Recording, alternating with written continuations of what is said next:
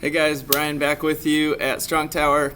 I'm a functional aging specialist and a Z-Health movement specialist. I'm excited to bring you this exercise today. We're going to work on some oscillating isometrics and basically a unique way that came up with here at the studio that you can learn to absorb force. So quickly absorbing force is super important for reducing injury risk, fall prevention, a lot of things.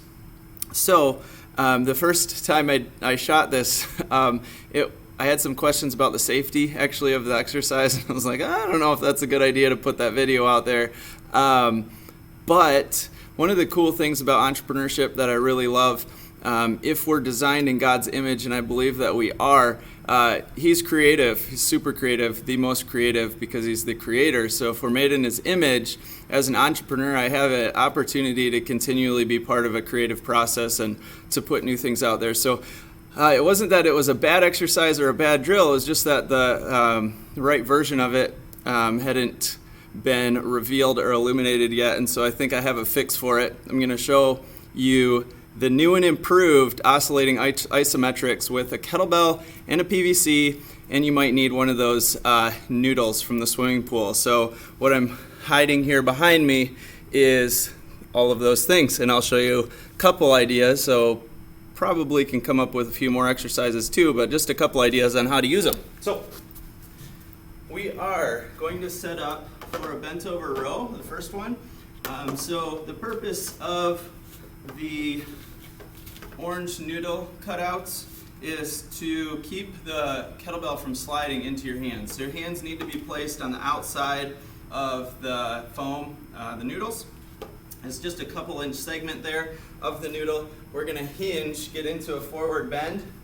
I actually like going to a little bit of a wider grip here. So I'm going to come into a little bit of elbow bend, tuck the pelvis slightly, and then I'm going to work on lifting off with that kettlebell into the row and let it bounce back down. So I have this weightless moment where I'm pulling the kettlebell up, and the action of the PVC and the kettlebell are doing a fantastic job with this sort of isolating action, working on my grip, working on my upper back, and some other core musculature too to stabilize. So that's the bent over row oscillating isometric with PVC and a kettlebell.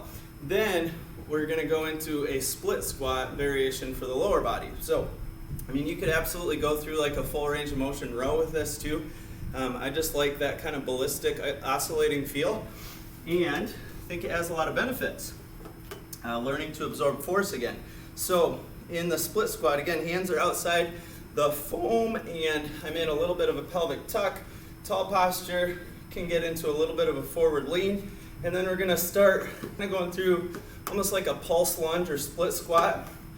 And my lead leg, really both legs, but my lead leg especially, is getting worked. So as I'm absorbing that force, good for the grip, but also really feeling a little bit of a fire develop in the glute hamstring on that lead leg. Obviously we'd go both sides.